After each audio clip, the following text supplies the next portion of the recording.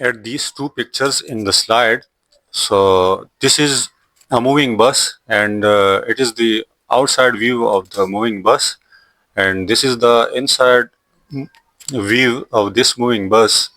So if I ask a question, are these two passengers in the state of rest or motion? So what will be your answer? If you say they are moving, so I will say they are at the state of rest. But if you say they are at the state of rest, so I will say they are moving. So it's a little bit confusing, but in actual it is not. There is no confusion. So let's answer these questions. But before answering these questions, let's try to understand something about kinematics. So today is our topic about kinematics, but before understanding kinematics, let's try to understand about mechanics. So mechanics is basically the study of motion, that is study of moving objects.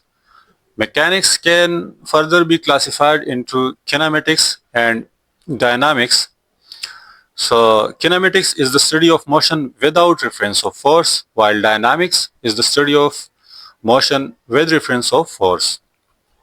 Kinematics describe how objects move, that is position, velocity, and acceleration, while dynamics explains why objects move, like force, mass, Newton's laws. Kinematics does not consider the cause of motion, forces, or mass. For example, in kinematics, we only study about motion, which is the action or effect.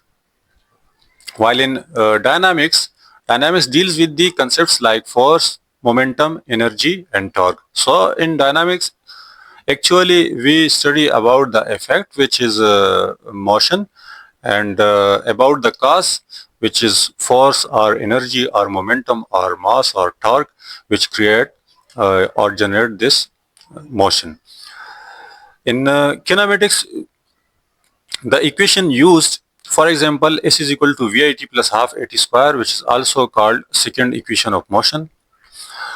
While in dynamics, we study about Newton laws. For example, F is equal to ma is a second law of Newton. The example of kinematics as a car moving with constant acceleration, calculating its velocity after 5 seconds. So this is related with the study of kinematics, while the example of dynamics is a ball rolling down a slope due to gravity, calculating the force acting on it. So after knowing about these differences between kinematics and dynamics, and knowing about the mechanics, let's try to define these terms properly.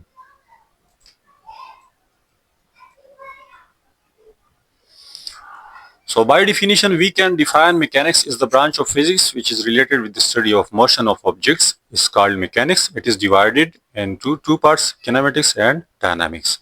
We can define kinematics is the branch of mechanics which deals with the motion of objects without reference of force which cause motion. While we can define dynamics as dynamics is the branch of mechanics which deals with the motion of objects with reference of force which causes motion. So these are the definition of kinematics and dynamics. But in this video, we will study about kinematics. So there are other two terms, which is rest and motion, and which is related to our topic. So let's say define rest and motion. So we can define rest. A body is said to be in the state of rest if it does not change its position with respect to its surrounding. So for example, if a book is lying on the table, so the book is in the state of rest. Motion can be defined.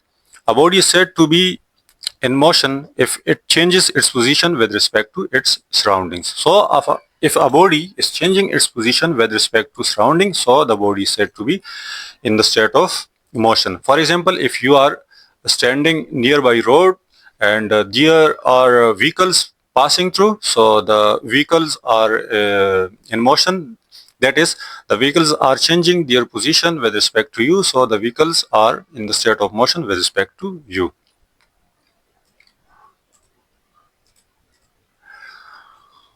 So this was the basic question which we have asked in the start of the video. So let's try to answer these questions. Rest and motion are relative state. So nobody in the universe is in the state of absolute rest or absolute motion.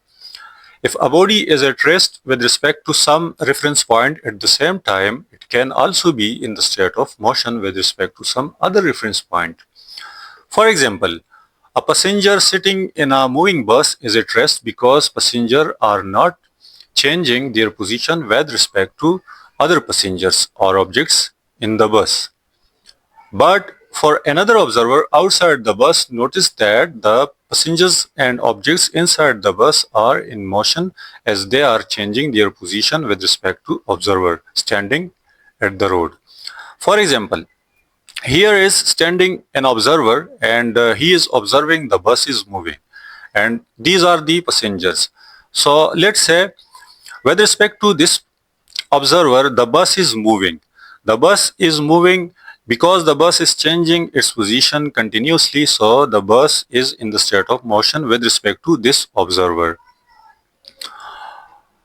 Now let's talk about these two passengers. These two passengers are in the state of rest with respect to each other because this passenger does not change its position with respect to this passenger while the bus is moving, but they are not changing their position, so we can say these two passengers are in the state of rest because they are not changing their position with respect to each other. Similarly, all these passengers are in the state of rest with respect to each other because they are not changing their position with respect to each other. But for this observer, all these passengers are in the state of motion because all these passengers are changing their position with respect to this observer. So with respect to this observer, single observer, all these passengers and the bus, they are in the state of motion, while these passengers with respect to one another or each other, they are in the state of rest. Therefore, we say rest and motion are relative state. So I hope you will have understand the topic. Please like the video and share it with your friend. In next topics, we will study about types of motion.